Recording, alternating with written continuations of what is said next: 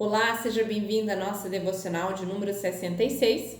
Hoje nós vamos estudar Romanos 16, dos versos 17 a 24. Vamos à leitura. E rogo-vos, irmãos, que noteis os que promovem dissensões e escândalos contra a doutrina que aprendestes, desviai-vos deles, porque os tais não servem ao Senhor Jesus Cristo, mas ao seu ventre, e com suaves palavras e lisonjas enganam os corações simples. Quanto à vossa obediência, é ela conhecida de todos. Comprazo-me, pois, em vós, e quero que sejais sábio no bem, mas simples para o mal. E o Deus de paz esmagará em breve Satanás debaixo dos vossos pés. A graça do nosso Senhor Jesus Cristo seja convosco. Amém. Saudai-vos, Timóteo, meu cooperador, e Lúcio, Jasson e Sosípatro, meus parentes. Eu, Tércio, que esta carta escrevi, vos saudo no Senhor. Sauda-vos Gaio, meu hospedeiro, e de toda a igreja. Saudai-vos Erasto, procurador da cidade, e também o irmão Quarto. A graça do nosso Senhor Jesus Cristo seja com todos vós. Amém. Bom, Paulo, nesse ponto da carta, traz uma surpreendente exortação acerca do ensino diferente do evangelho ensinado até então aqui na carta de Romanos. Além disso, ele lembra de mais alguns irmãos e temos uma saudação uma saudação da pessoa que escreveu a carta para Paulo. Vamos entender melhor isso? Vamos lá. No verso 17, ele manda ficar de olhos abertos contra as pessoas que estão nas igrejas casas. E antes deste ponto da carta, não parecia ter presença de falsos profetas no meio da igreja, porque ele não cita em momento nenhum. Mas agora ele toca nesse ponto. Essas pessoas estavam nas igrejas ou faziam parte da igreja, ou estavam chegando. A fama dessas pessoas já eram conhecidas por sua habilidade de colocar dificuldades na igreja, colocando divisões ou rachaduras, provocando grupos dissidentes. Eles tendiam a se rebelar contra a doutrina apostólica. A palavra escândalo, que já se refere a questões morais pelo seu modo de viver, tudo em desacordo da doutrina recebida. Ao que tudo indica, eles eram líderes ou obreiros ou mestres, e as grandes divisões da igreja na história geralmente se deu no âmbito de liderança, e não do povo. As rachaduras partem daqueles que exercem algum tipo de liderança. Mas qual seria este ensino divergente da doutrina apostólica? Não há consenso sobre esse assunto, sobre os estudiosos, eles não consensam sobre qual era essa questão. Mas provável que seja o ensino judaizante, porque Paulo trata muito sobre isso na carta aos Romanos. Tendo em vista que a própria carta trata dessa situação com os judeus convivendo com as leis mosaicas, com a lei mosaica, diante da realidade do cumprimento da lei. O calendário judaico, a dieta judaica e as dificuldades de convívio entre irmãos, judeus e gentios convertidos. Então, é muito provável que quem fomentava isso, para trazer dificuldade no convívio dos irmãos, sejam esses falsos profetas. Entenda aqui a diferença entre erro, que era o que acontecia com os irmãos que tinham alguns escrúpulos em comer alguma coisa, mas Paulo fala sobre a doutrina falsa e isso é heresia.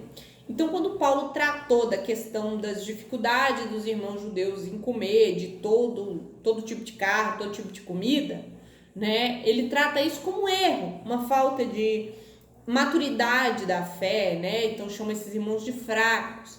Mas nesse caso, dessa leitura que nós fizemos nesse estudo, ele está tratando de heresia, são erros, né?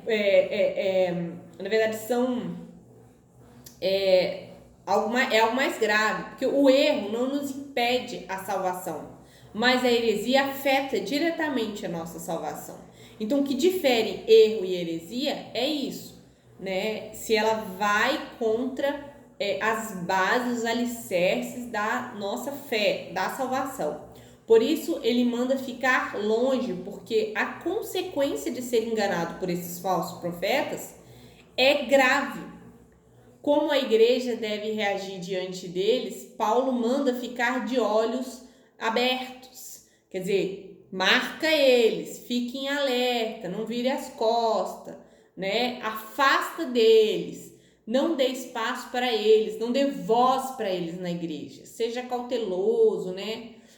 Ainda não era o caso da exclusão, como a gente vê acontecendo lá na carta aos Coríntios, mas quando os irmãos estavam discutindo se comiam pouco ou não, a orientação é abra mão dessa discussão, abra mão de comer perto desses irmãos, conviva bem com eles, mas é importante entender que essa linha é tênue e Paulo vai falar as 4 razões que nos ajudam a perceber quem são os falsos profetas. E isso se dá já no verso 18. Então, nós vamos entender aí esses pontos que Paulo coloca para a gente identificar um falso profeta. Primeiro, o ventre, né, no Oriente Antigo, era o centro das emoções. Então, é aqui que relata que eles só vivem pelos seus interesses, né? Apesar deles estarem no meio da igreja, eles buscam seus próprios interesses. Aparecem como servos de Jesus, mas só querem dinheiro que venha pelo poder que tem pelas pessoas. Eles não servem a Cristo, mas a si mesmo. Eles eram maus, ímpios e tinham a intenção de enganar os apóstolos quanto aos irmãos que viviam no erro e de pastoreio, né? Correção e misericórdia, mas para a liderança que promove falsas doutrinas, é mais inflexível ao ponto de entregar ao diabo. Então, o que ele faz? Esses falsos profetas, né? Como os apóstolos lidavam com quem vivia no erro? Correção, misericórdia, né? Paciência. Mas as lideranças, né, que promovem falsas doutrinas, eles são inflexíveis, ao ponto de chegar à exclusão, né, a entregar aquele irmão para o diabo, como a gente vê também acontecendo em outras cartas de Paulo. Não há misericórdia para um falso profeta, né? Para pessoas que enganam o coração daquelas pessoas simples, incautas, né, que não têm um conhecimento aprofundado da palavra de Deus. Eles usam de palavras agradáveis e falam o que o povo quer ouvir. Então, e fala, né, com grande habilidade, agrada o povo, né, com palavras lisonjeiras, né, que na origem da palavra grega também significa promessas, né. Livros apresentam diversos hereges, né, são escritos como cordiais, cortês, né, e com grande habilidade de falar. Pessoas na história que trouxeram heresias para a igreja são extremamente ardilosos ao falar. Falam de maneira maravilhosa. Quando a gente vê alguns crentes fiéis na história, escritores, escrevendo de maneira brusca, né? Então, assim, eles têm uma habilidade. Não estou dizendo que quem fala de maneira educada, cortês, sempre está querendo enganar, né? Mas estou dizendo que eles usam disso por ser mais fácil de ser recebido sua mensagem, mais fácil de não ser questionado o conteúdo da sua mensagem.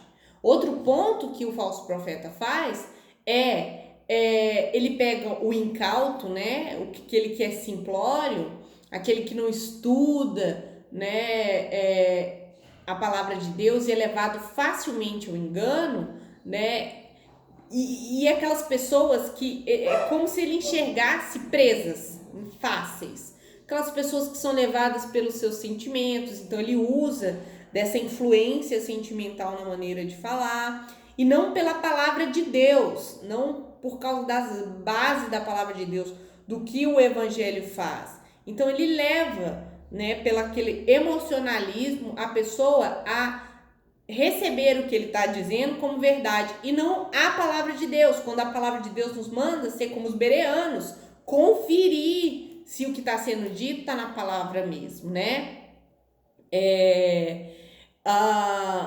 É aquele tipo de pregador legal, agradável, que fala coisas gostosas de ouvir, coisas agradáveis, né? Que não quer confrontar ninguém, não quer que seleciona no evangelho o que ele vai trazer, que ele pega ali, escolhe o que é mais agradável, mais palatável, né, para as pessoas, porque isso vai tirar elas do foco do evangelho como um todo. Então aquilo que é importante, que exorta, né, que nos confronta, que nos limpa, que nos sara, né, apesar de ser duras palavras, eles tiram essas pessoas desse foco, né, para que sejam levadas, né, só para as coisas boas. Então, não é que um falso profeta não diga nada que esteja na palavra de Deus, mas ele seleciona da palavra aquilo que é agradável para a pessoa,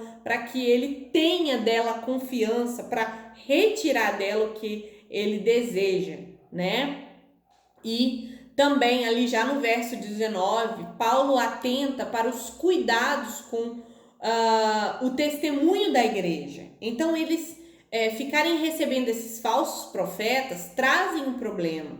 Eles deixam de ser uma referência de igreja obediente à palavra de Deus. Por isso a chamada não dar voz a esses profetas, não dá cargos, não dá liderança, não dá a eles autoridade dentro da igreja, porque isso vai prejudicar a imagem daquela igreja, né? O testemunho onde ela está, porque ela vai passar a ser vista não como uma igreja que segue a palavra de Deus.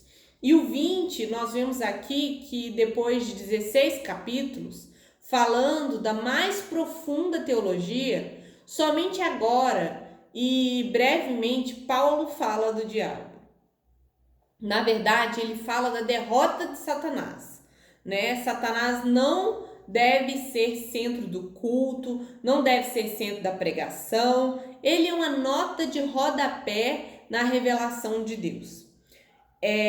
O diabo quem está por trás dos falsos profetas. Mas Paulo diz para resistirmos, pois vitória Deus nos dará sobre, né, e já nos foi dado em Cristo sobre o diabo.